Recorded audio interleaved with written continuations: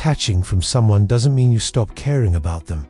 Detaching from someone doesn't mean you become indifferent. In fact, it's quite the opposite. The more you detach, the more you realize that your emotions are yours to master, not something that rules you. The more you detach, the more you realize that you can love someone deeply and still make room for healthy boundaries, for self-respect, for personal growth. The more you detach, the freer you become, because you're no longer a slave to other people's actions, whims, choices, or opinions. The more you detach, the more you discover that inner peace you've been seeking. Welcome back to our channel. Today we will share 10 powerful Stoic rules on how to emotionally detach from someone. These rules are timeless wisdom that can help you cultivate inner strength and resilience in any situation. As always, let's jump right into it. No. 1. You don't have to stop loving them to stop needing them. Loving someone and needing someone are two different things. You can love someone without needing them. And the most important thing to remember when you want to detach is that you don't have to stop loving someone to stop needing them. Sometimes we get so caught up in our feelings that we think the only way to deal with them is to get rid of them entirely. But that's not what detachment is about. It's about learning to manage your emotions instead of being managed by them.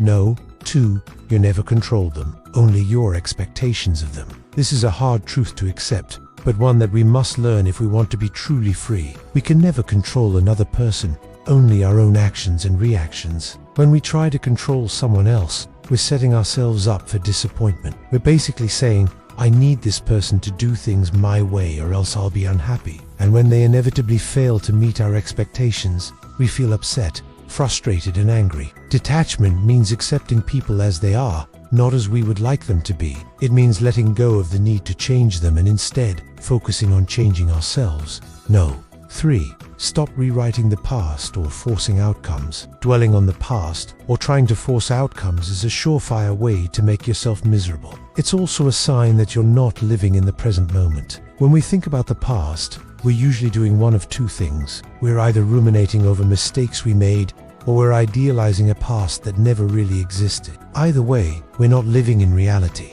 We're living in our minds. The past is gone. There's nothing we can do to change it. The future isn't here yet. All we have is the present moment. That's where our focus needs to be. No. 4.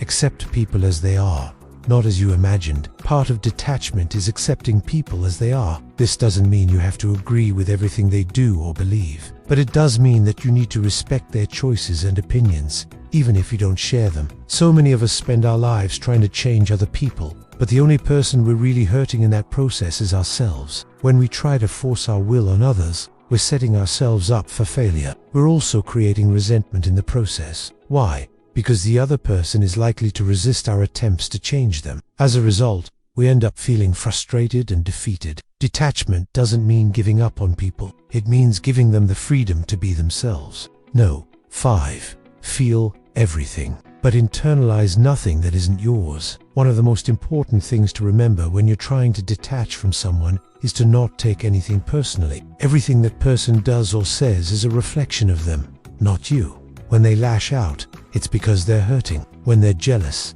it's because they're insecure. When they're angry, it's because they're scared. All of these emotions are perfectly normal and understandable, but that doesn't give them the right to treat you poorly. Remember, just because someone behaves badly doesn't mean you should. 2. Keep your head high and be the bigger person. Let their actions be their own damnation, not yours.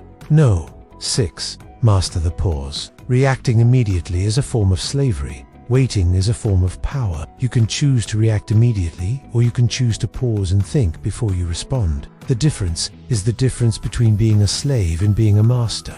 A slave reacts impulsively. A master takes the time to consider their options. They ask themselves questions like, is this worth my time and energy? Will this help me achieve my goals? By mastering the pause, you become more intentional with your actions. You stop reacting to everything and start responding on your terms. And that is true power. No. 7. Before responding, ask, does this deserve my energy? This question is an important part of the process of detachment because it helps you to assess whether or not the person you're dealing with is worth your time and energy. If the answer is no, then you need to distance yourself from that person. They're not bringing positivity into your life, and frankly, they never will. It can be difficult to remove yourself from toxic situations or relationships, but it's important to remember that you owe it to yourself to protect your own peace of mind. You can't expect to maintain a positive attitude and outlook on life if you surround yourself with negativity. No. 8. Detachment is created in the space between the stimulus and your response. This is a quote from one of the most famous Stoics, Marcus Aurelius, who was the Roman emperor. He said, "The impediment to action advances action. What stands in the way becomes the way." When something happens that makes you want to react, there is a brief moment of time between the stimulus and your response. This is the space that we need to use to our advantage. If we can stay calm in the face of adversity and think clearly, we can choose how we want to respond. We can choose to rise above the situation and not let it get to us. We can choose to be the master rather than the slave. No.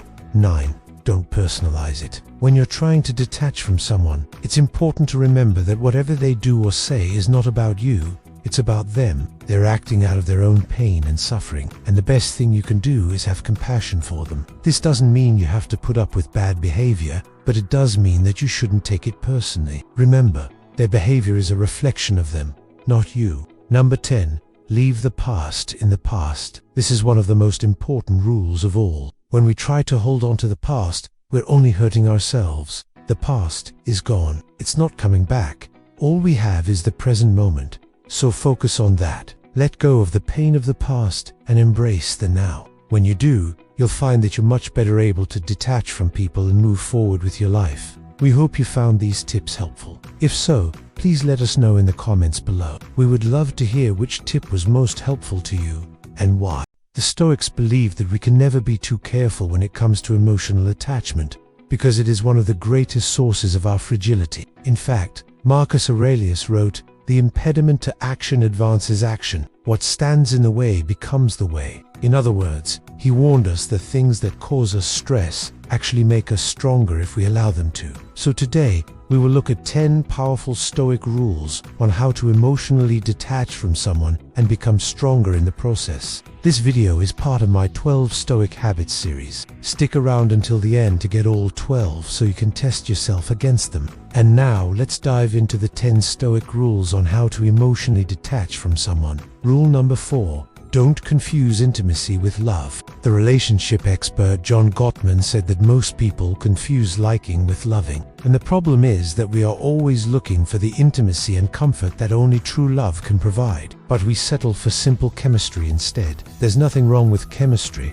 per se, because it is the starting point of attraction. But we must understand that it's just that, the beginning, because chemistry alone won't keep two people together through thick and thin. We have to decide to build something bigger than mere feelings. It's like a foundation. The foundation is there.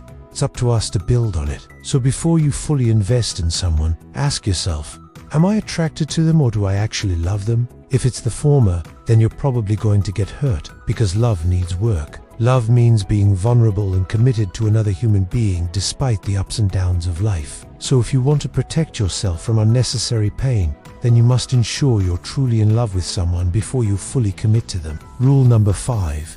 Don't expect them to change. We all expect our partners to change for the better, but we rarely take the time to understand what exactly needs to change, and even more importantly, whether they're willing to change. I know that it might sound harsh, but you have to accept people as they are.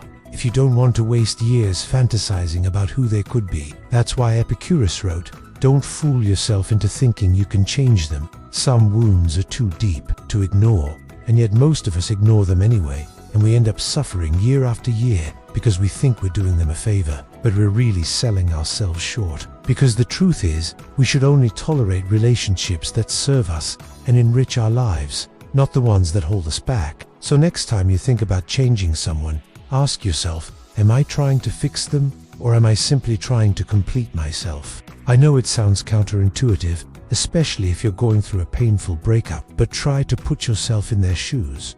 What do they see?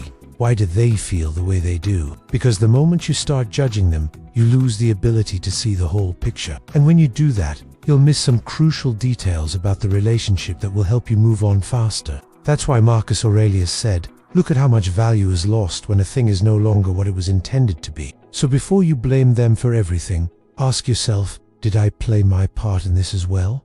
Was I too needy? Was I too critical? Maybe I didn't give enough. Sometimes we overlook the beauty of a relationship while we're in it. We fight and argue, and we focus on all the negative aspects of it. But when it ends, we regret not appreciating those good times more. So take a step back and evaluate what you had before you jump into a frenzy of hatred. Rule number 6. Walk away without closure. There's a quote that goes, "Closure is often a disguised form of control." And it makes sense because closure usually means getting an apology, a confession, or an explanation. It means tying loose ends and making sure that the past doesn't interfere with the future. But we have to understand that sometimes closure isn't possible, and we have to learn to live with that uncertainty. You don't need their apology to heal. You only need your decision to move forward. You see, when it comes to letting go, we tend to overcomplicate things. We'd come up with elaborate theories about why they did what they did, and we convince ourselves that we need answers before we can move on. But the truth is, we can't always get those answers. Sometimes the best thing we can do is to walk away without them. Most of us seek validation from other people because we think that's where our self-worth comes from. But we have to understand that this is a dangerous game, because we're essentially giving away our soul to their approval. We're saying that our happiness depends on their perception of us, and that's a heavy burden to carry. Seneca said, "He who is everywhere is nowhere." And it's true, because if our self-respect depends on what other people say, we will always be chasing validation and we will never find peace. So the Stoics teach us to focus on internal validation, to set our own standards, and to measure ourselves against them. When we do that, we stop comparing ourselves to other people and we become free to pursue our own path. Rule number 7. Cut the access. If you're trying to move on from someone, the last thing you want to do is to stay in touch with them. It's like trying to heal a wound while keeping it open. You can't do it. You have to close the wound before you can heal. So if you're serious about moving on, you have to cut off all forms of communication. It's not out of hate, but out of self-preservation. Ryan Holiday writes in his book, "Don't heal in the same room where you got sick." You have to distance yourself from everything that reminds you of them. Unfollow them on social media. Block their number. Mute them everywhere. It's not easy, but it's necessary. You can't detach when they still have daily access to your emotions. One of the most important practices in Stoicism is meditating on impermanence, because it helps us realize that everything external is temporary. Our health, our wealth, our loved ones, our relationships, our life itself. They are all temporary. They can change in an instant. Seneca said, "No one has the power to have everything they want, but it is in their power not to want what they don't have and cheerfully put to good use what they do have." And it's true, because we can choose to focus on the permanence of our inner world, on our values, our principles, our virtues, and on our ability to adapt to whatever life throws at us. And when we do that, we become free to pursue what's important to us without being attached to the outcome. Nothing external is forever, especially not people. Rule number 8. Return to purpose. When someone leaves your life, it's easy to get lost in the pain and the emptiness. It's easy to dwell on what you lost and to feel like you're not moving forward. But the Stoics remind us that the best way to honor their memory is to return to our purpose, to the mission that gives our life meaning. Marcus Aurelius wrote, "A man with no mission clings to people. A man on a mission lets go with grace." And it's true, because when we have a clear sense of direction, we don't waste time dwelling on what we don't have. We channel that energy into what we're building, into the impact we want to make in the world. And that's how we turn pain into fuel for growth. Rule number 9. Detach with compassion, not bitterness. It's easy to let bitterness and resentment take root when someone hurts us. It's easy to hold on to anger as a way of coping with the pain. But the Stoics teach us to detach with compassion, to forgive, but not to forget. Marcus Aurelius wrote, "The best revenge is to not be like them." And it's true, because when we respond to negativity with positivity, when we refuse to let our emotions control us, we win in the end. We become the bigger person. We don't allow their actions to define us. We don't allow their toxicity to taint our soul. So let go of the bitter. Hold on to the lessons. And now let's move on to the final rule. If you want to be able to detach when the time comes, you have to practice voluntary detachment every day. You have to train yourself to let go of things that you love, to be indifferent to things that you desire. And the best way to do that is by regularly asking yourself, if this person disappeared today, who would I become? If you ask this question often enough, You'll eventually reach a point where you don't feel anxious about losing them, because you know that you can always rebuild what you lost. You don't lose anything real, because it was never tied to someone else's whims. You let go while you still love, so you don't lose yourself in their absence. Rule number 10. Practice voluntary detachment daily. The Stoic spirit closing message. You don't detach to become cold. You detach to stay warm without burning. Comment below. Peace is my new priority. If you have made it this far, I appreciate you watching this video. Check out the description below for ways you can support the channel. And don't forget to join the email list to receive weekly emails on masculine strength, mental toughness, and practical wisdom. As always, thank you for watching. I'll see you next time.